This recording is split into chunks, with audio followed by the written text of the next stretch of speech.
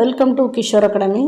இந்த வீடியோவில் 7ஆம் வகுப்பு 3ஆம் இடைப்பருவத் தேர்வு பிப்ரவரி 2024 1 மார்க் கொஸ்டின் ஆல்ரெடி நம்ம பார்த்துட்டோம். இதில் கேள்வி பதில் பார்க்க போகிறோம்.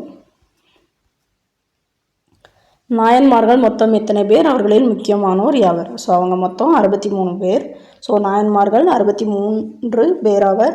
அதில் முக்கியமான 3 பேர் அவங்கள மும்மூர்த்திகள்னு சொல்லுவாங்க. ஞானசம்பந்தர், அப்பர், சுந்தரர்.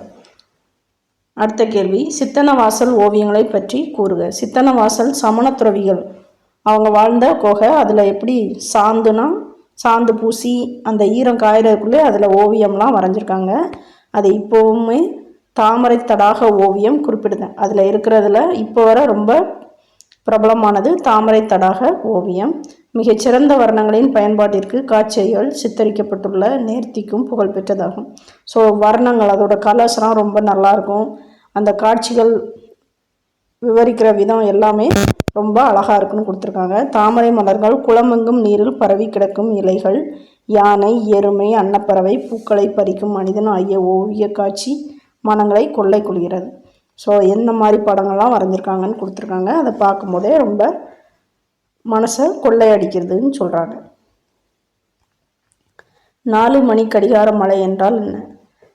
பூமத்திய ரேகை பகுதிகளில் வெப்பச்சலன மழை கிட்டத்தட்ட தினமும் பிற்பகலில் நிலைக்கிறது. அதாவது உங்களுக்கு தெரியும், பூமிக்கு நடுவில் ஒரு கோடு மாதிரி பிரிஞ்சிருக்கும். அதான் பூமத்திய ரேகைன்னு சொல்லுவோம். ஸோ அது பக்கத்தில் இருக்கிற இடங்களில் எப்போவுமே மதிய நேரங்களில் மழை பெய்யும். அது பொதுவாக 4 மணிக்கு தான் எப்போவுமே மழை வரும். அதனால தான் என்ன சொல்கிறாங்கன்னா 4 மணி கடிகார மழைன்னு சொல்கிறாங்க. நில வரைபடம் என்றால் என்ன? நில வரைபடம்னா நீங்கள் மேப் பார்த்துருப்பீங்களா? அதான். நில வரைபடம் என்பது புவியின் முழு பகுதி அல்லது ஒரு பகுதியின் காட்சியினை ஒரு தட்டையான மேற்பரப்பில் கொடுக்கப்பட்டுள்ள அளவையில் வரையப்படுவதாகும். ஸோ முழு பகுதினா இப்போ வேர்ல்டு மேப்பு, இந்தியா மேப்பு அப்படிலாம் கேள்விப்பட்டிருப்பீங்க. ஸோ அது ஃபுல்லாக அப்படி இல்லைன்னா ஒரு பகுதி தமிழ்நாட்டில் மட்டும் தமிழ்நாடோட மேப்பு அந்த மாதிரி பிரிச்சுருக்கலாம். அதை தான் கொடுத்துருக்காங்க.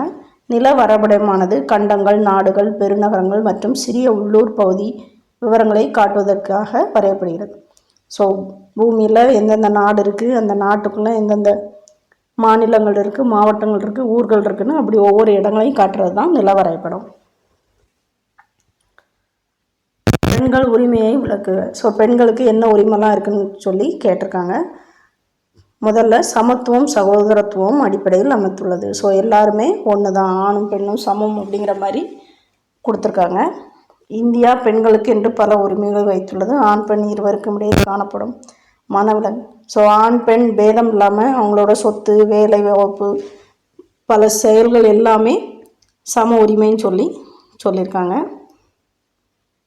பெண் கல்வியின் முக்கியத்துவம். 40 ஆண்டுகளுக்கு முன்பே பன்னாட்டு மனித உரிமைகள் ஆணையம் அனைவருக்கும் கல்வி என்ற உரிமையை வலியுறுத்தது.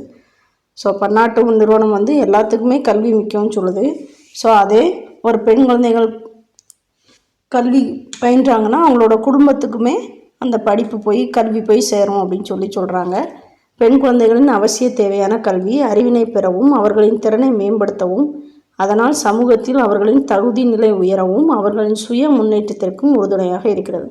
ஸோ பெண் குழந்தைங்க படித்தா அவங்களோட அறிவு வளரும், அவங்க திறமை மேம்படும். ஸோ அவங்க மூலமாக அவங்களோட சமுதாயத்தில் அவங்களோட நிலை உயர்வடையும். ஸோ அவங்களோட முன்னேற்றத்துக்கும் அது ரொம்ப உதவியாக இருக்குன்னு சொல்கிறாங்க. திருமுறை பற்றி நீவீர் அறிவதென்ன? திருமுறை பற்றி உங்களுக்கு தெரிஞ்சதை கேட்குறாங்க. திருமுறை சைவ புனித நூல். ஸோ உங்களுக்கே தெரிஞ்சிருக்கும், ஒவ்வொரு மதத்துக்கும் ஒரு புனித நூல். அதே மாதிரி இவங்களுக்கு ஒரு புனித நூல் தான் திருமுறை சைவம். 63 நாயன்மார்களில் ஒருவரான நம்பியாண்டார் நம்பி தொகுத்தார். ஸோ நம்ம ஏற்கனவே பார்த்தோம், நாயன்மார்கள் மொத்தம் 63 பேர். ஸோ அதில் நம்பியாண்டார் நம்பி தான் இந்த திருமுறை அந்த பாடல்கள் எல்லாத்தையுமே தொகுத்தார். திருமுறை 12 நூல்களை கொண்டது. ஸோ 12 நூலில் 11 நூல்கள் நம்பியாண்டார் நம்பியும் 12வது நூலை பெரிய புராணத்தை சேக்கிழாரும் எழுதியிருக்காங்க. முதன்மை திசைகள் யாவை? ஸோ உங்களுக்கே தெரியும், வடக்கு, கிழக்கு, மேற்கு, தெற்கு. நன்றி.